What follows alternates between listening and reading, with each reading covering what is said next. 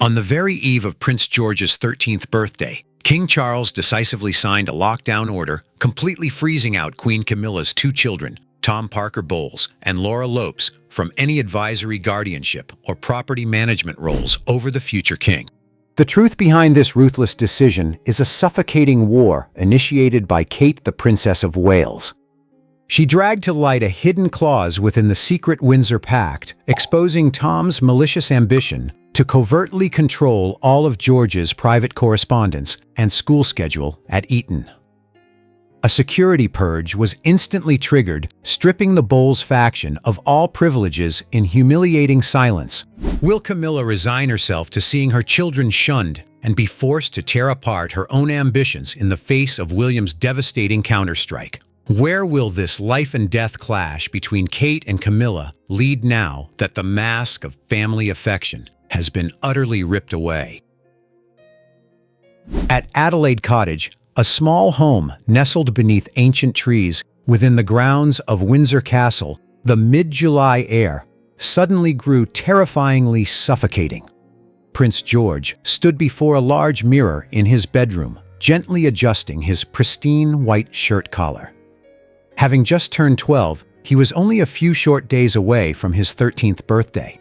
George was no longer the timid, wide-eyed child of previous years. After serving as a page of honor at his grandfather's coronation and repeatedly appearing with poise alongside his father at major events, he had begun to display an independent streak ready to shoulder the heavy responsibilities of a direct heir. He was preparing to transition to his prestigious new school, Eton College, a major milestone marking the coming of age of a royal teenager. But George was entirely unaware that right beneath his feet, a deep chasm was being dug by those who claimed to be family. His maturity and confident strides had unwittingly turned him into the focal point of the palace's most sordid power struggle. The plot began at an emergency planning meeting at Windsor Castle a few months prior. In a closed boardroom with walls adorned with oil paintings of past dynasties, Queen Camilla softly made an under-the-radar proposal. She suggested appointing her own son, Tom Parker Bowles, as the family liaison for George during his time at Eton. Camilla reasoned that Tom was experienced, socially adept, and could shield George from external pressures. King Charles, exhausted at the time by his ongoing health treatments, merely nodded in silence without any objection. Yet a mother's intuition kept Kate Middleton, the Princess of Wales, from sitting idle. She knew Camilla never did anything without a self-serving motive. One afternoon, when the palace was quiet, Kate walked alone into the Windsor Royal Reading Room, where recently submitted royal files were archived. She leafed through the thick stacks of paper, searching for Camilla's proposal. As she turned to the final pages, Kate's eyes stopped at a minor, vaguely worded appendix, loosely slipped into the back. It was a hidden clause. This clause dictated that as the family liaison, Tom Parker Bowles would have deep access to George's entire academic schedule, supervise all incoming and outgoing personal correspondence, and hold a deciding vote in managing the boy's close personal staff. Kate felt her chest tighten, her breathing quickening. This was not assistance. This was a blatant attempt to plant a Bowles informant right beside the future king, turning George's private life into an open book for them to manipulate and control at will. Kate stood motionless in the dim light of the reading room, her hands gripping the edge of the oak desk. She stared at those ornate yet venomous lines. Her mind raced. She recalled the times Camilla had slyly inquired about the teachers who would instruct George at Eton, and about who would chauffeur the boy daily. As it turned out, everything had been premeditated. Camilla wanted to use her own son as a barrier, isolating George from his parents, and turning him into a little puppet under the Bowles family's thumb. Kate instantly slammed the folder shut, brought it back to Adelaide Cottage, and handed it straight to William. When the Prince of Wales saw the bolded text, his face drained of color, his jaw clenching in sheer fury. William could not believe Camilla dared to use the guise of family affection to lay such a sophisticated trap around his son. "She has crossed the line, Kate," William said, his voice dropping to a low, trembling register of pure outrage. "I will never let them touch George." That very evening, William stormed into King Charles's study at Buckingham Palace. He slammed the folder onto the desk, interrupting a conversation between his father and Camilla. Has George been informed that his life is to be controlled by an outsider? William growled, his eyes drilling into the king. An oppressive silence enveloped the massive room. King Charles looked at the folder, then at his furious son. That silence was the bitterest answer. Decisions were being made, faster than the truth could catch up. Though the king had not officially signed off, he had done nothing to block the proposal, letting Camilla arrange things as she pleased.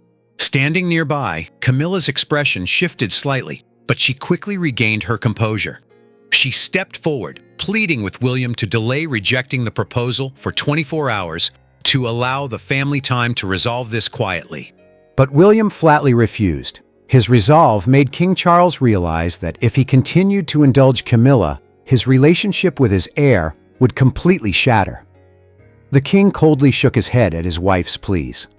The war had officially begun, and the first bullet had struck straight at the queen's ambition. Following her humiliating defeat at Buckingham, Camilla had absolutely no intention of backing down. On the contrary, William and Kate's sheer determination only fueled her long-held greed and jealousy toward the Wales family. Camilla knew King Charles's health was deteriorating by the day, and if she did not quickly secure the futures of her two children, Tom and Laura Lopes, they would be instantly sidelined once William ascended the throne.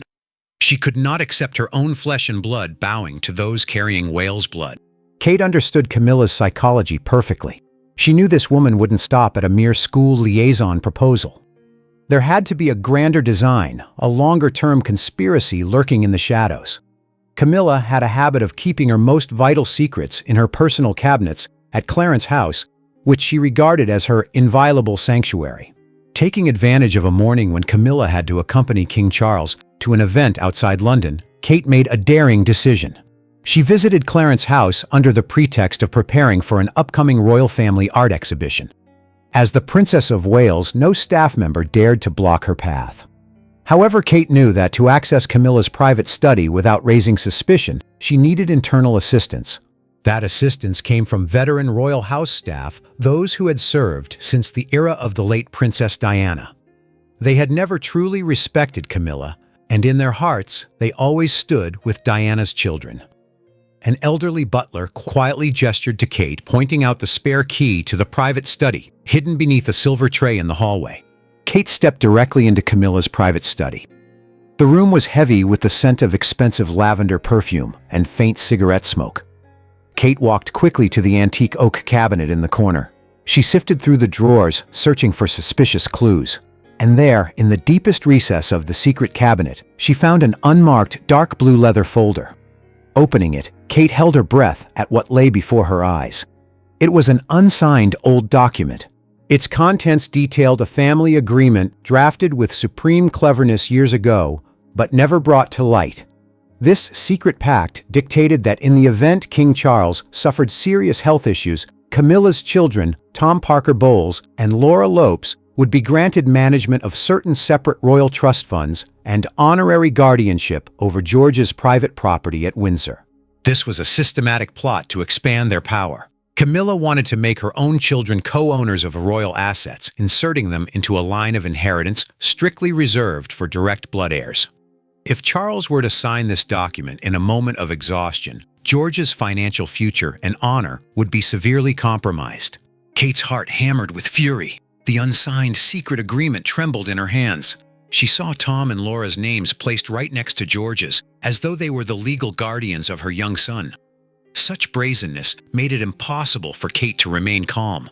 She realized Camilla was orchestrating a silent financial coup, a move to hollow out the dynasty's wealth to fatten the Bowles clan before William could assume reign. Without a second's hesitation, Kate pulled out her personal phone and photographed every page of the unsigned document in the highest resolution. She turned page after page, her hands shaking, but her eyes burning with determination. She knew this was the ironclad proof, the ultimate weapon, to unmask Camilla in front of the king. But she wasn't done. She caught faint whispers coming from the hallway outside.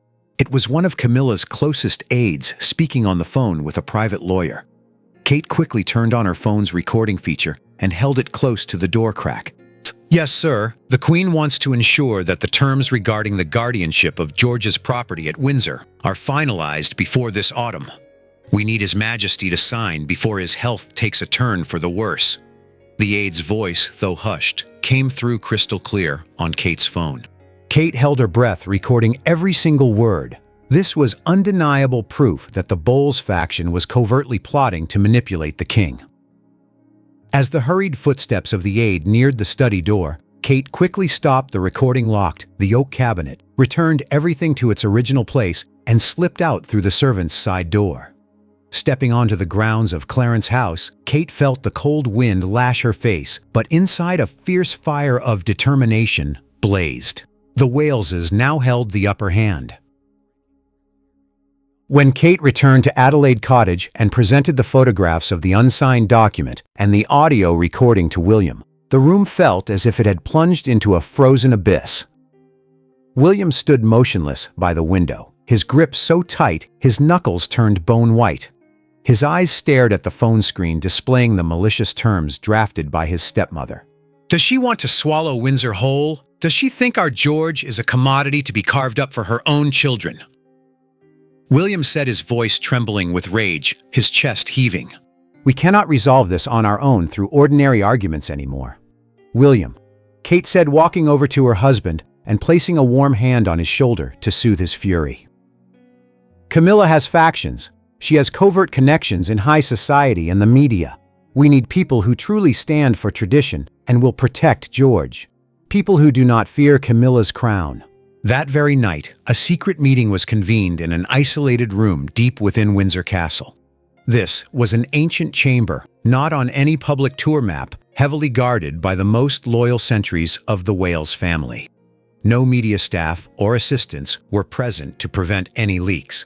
The only guests were a veteran expert on royal family law, the only one who knew every legal loophole in the crown, and Princess Anne, King Charles's fiercely resilient sister, widely regarded as the most loyal guardian of the monarchy.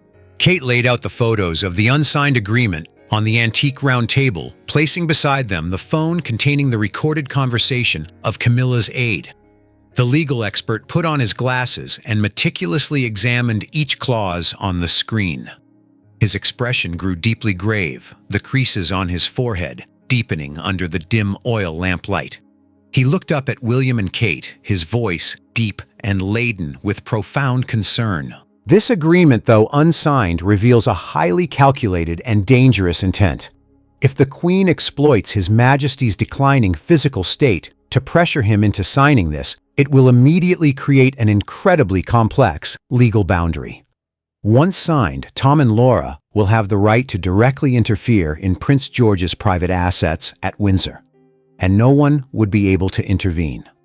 This is a trap designed to strip George of his self-determination before he even reaches adulthood."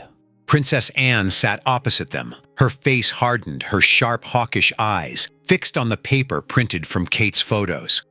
She tapped her fingers lightly on the table, each tap sounding like a death knell for Camilla's ambitions. Anne had never liked Camilla, always viewing her as an opportunist who had disrupted her brother's life and brought endless turmoil to the crown. This royal family cannot survive with two definitions of family, where affection is weaponized as a tool of control.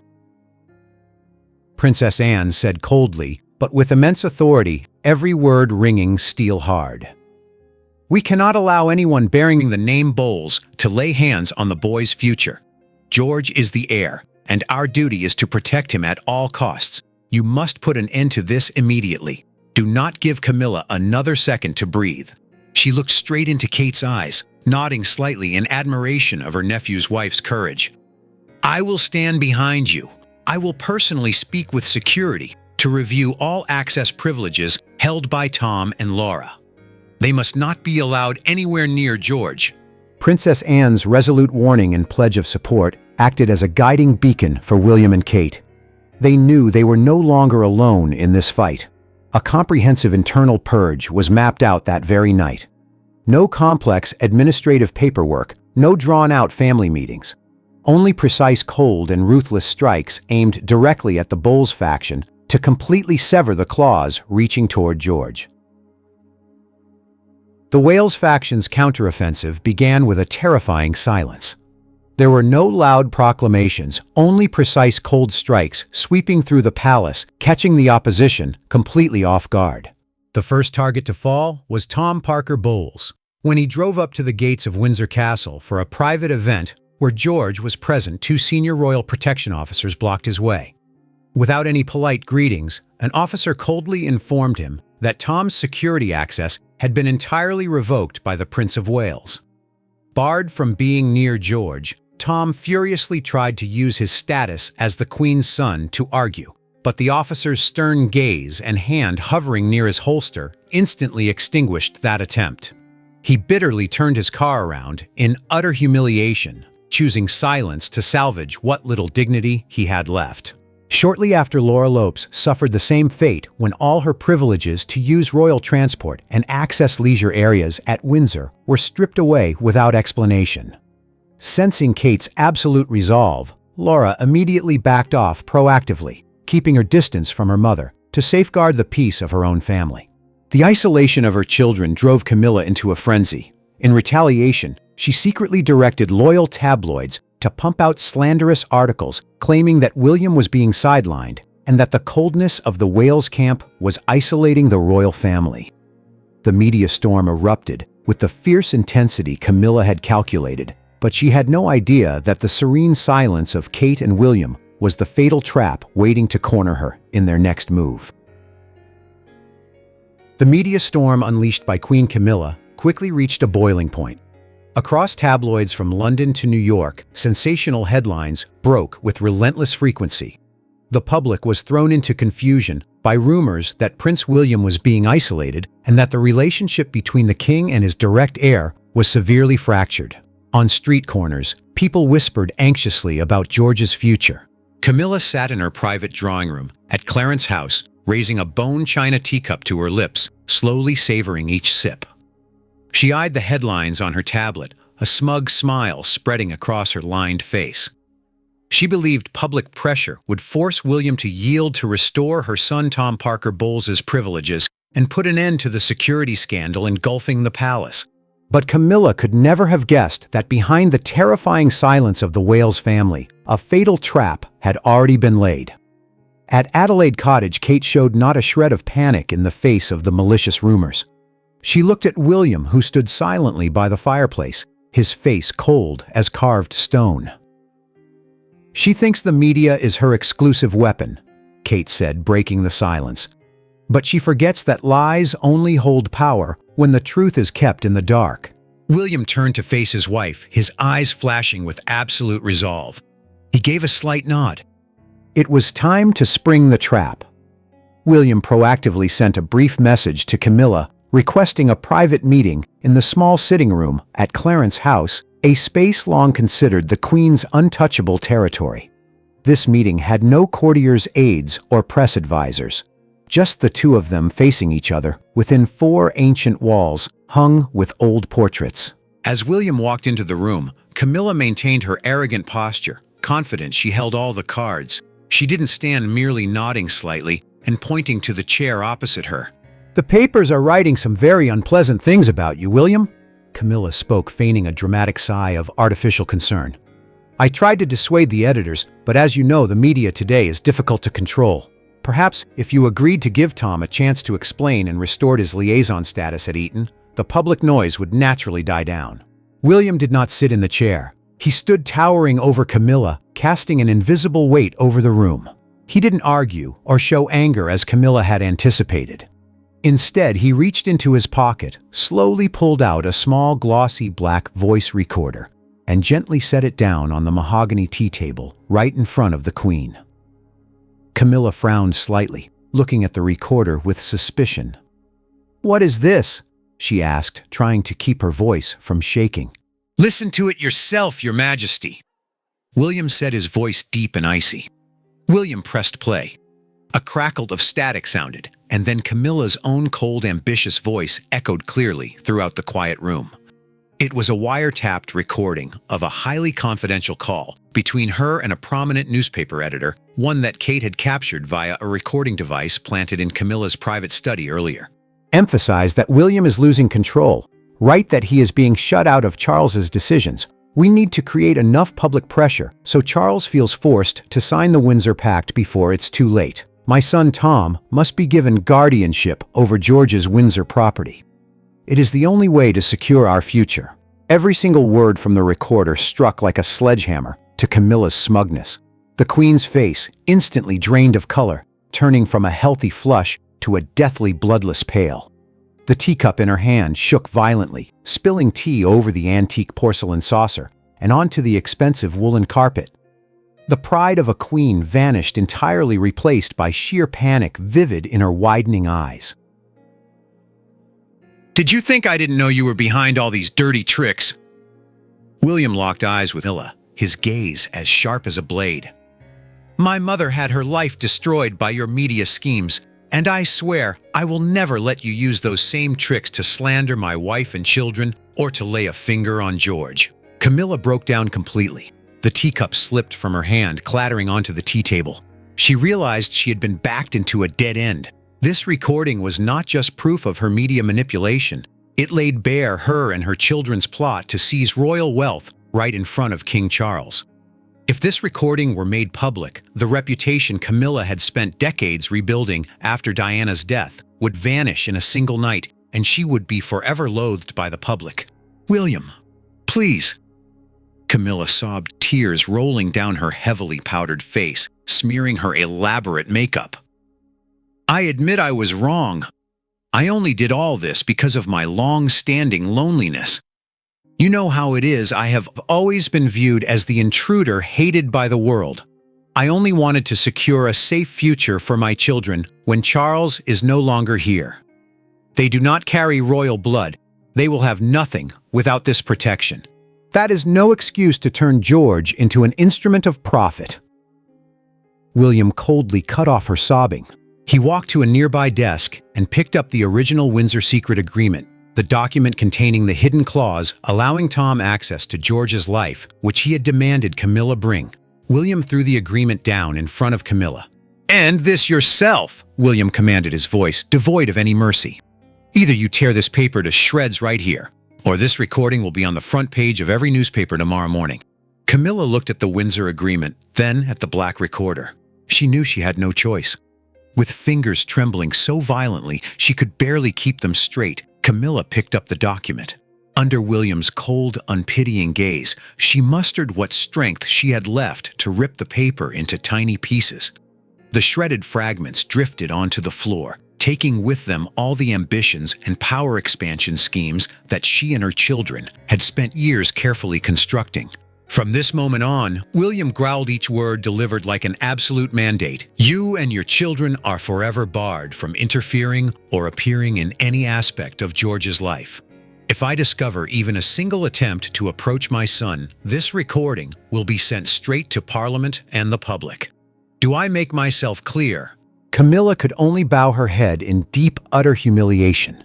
She had personally signed the death warrant for all of the Bowles family's ambitions. The Wales's devastating stranglehold had completely broken the Queen's claws, restoring George's family to absolute dominance. The final decisive blow arrived delivered by the head of the dynasty himself, pressured by the undeniable weight of ironclad evidence. At his massive mahogany desk in the royal reading room, King Charles sat quietly under the dim yellow light. His face bore the deep-etched lines of exhaustion and utter disappointment. Before him lay a rigorous legal declaration, an absolute lockdown order drafted by the royal family law expert at the behest of William and Kate, backed by the formidable support of Princess Anne. This document clearly and permanently ruled the total exclusion of Queen Camilla's children, including Tom Parker Bowles and Laura Lopes, from any advisory guardianship or property management rights over Prince George and the future king's estate.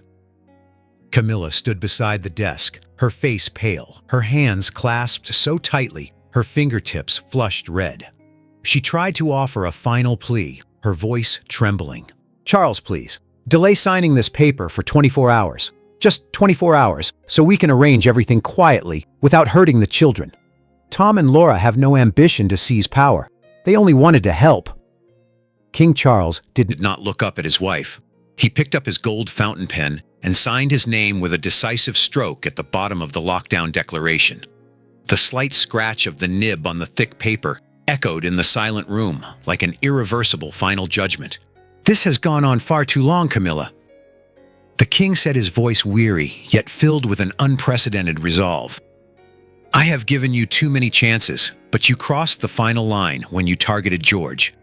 I cannot allow the future of this monarchy to be ruined by your children's greed." The decree was signed, and the punishment for the culprit was absolute humiliation before the public and the international media. To completely dispel the rumors of a rift that Camilla herself had previously ignited, the Wales faction orchestrated a flawless theatrical display. On the balcony of Buckingham Palace, before tens of thousands of cheering citizens and hundreds of camera lenses pointed at them, a joint appearance of the royal family took place. Camilla was forced to stand beside King Charles, William Kate, and Prince George. Dressed in an elegant gown, she had to paste on the most strained artificial smiles for the public, projecting to the world that the family remained united, and that her children were neither shunned nor harbored any power-grabbing ambitions.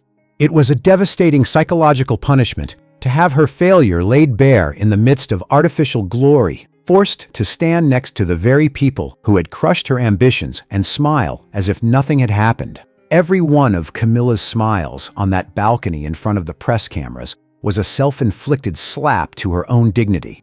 Meanwhile, Tom Parker Bowles and Laura Lopes were entirely cast out of all official events, facing permanent freezing out from the aristocracy and living in total isolation in remote countryside estates. As the day of celebration drew to a close, the Windsor sky slowly faded into deep violet. At Adelaide Cottage, peaceful twilight returned. Prince George stood by his bedroom window, looking out over the lush green lawns of ancient Windsor Castle. At age 13, preparing to enter Eton College, the boy no longer saw the world through the innocent eyes of a child. Having lived through these recent storms, witnessing his parents' fierce defense and the cruelty of the covert schemes from his step-grandmother George, had begun to grasp the deepest lesson of his life, the fragile yet merciless boundary between family affection and the institutional power of the crown. The Wales family had triumphed spectacularly fully, safeguarding the future of the dynasty, but the rift within the palace was forever etched. George offered a faint smile, a smile reflecting the maturity and grit of a future king ready to face any storm to protect his throne. The victory belongs to the Waleses, but the rift within the palace remains forever unhealed. And what about you? What do you think lies in store for Prince George after this ordeal? Will he be able to maintain his resolve when the throne is always surrounded by traps? And will Queen Camilla truly resign herself to defeat? Or is she quietly plotting an even more dangerous move? Share your thoughts with us in the comment section. Remember to like, share, and subscribe for more. Also click the next video showing on your screen. You will enjoy it.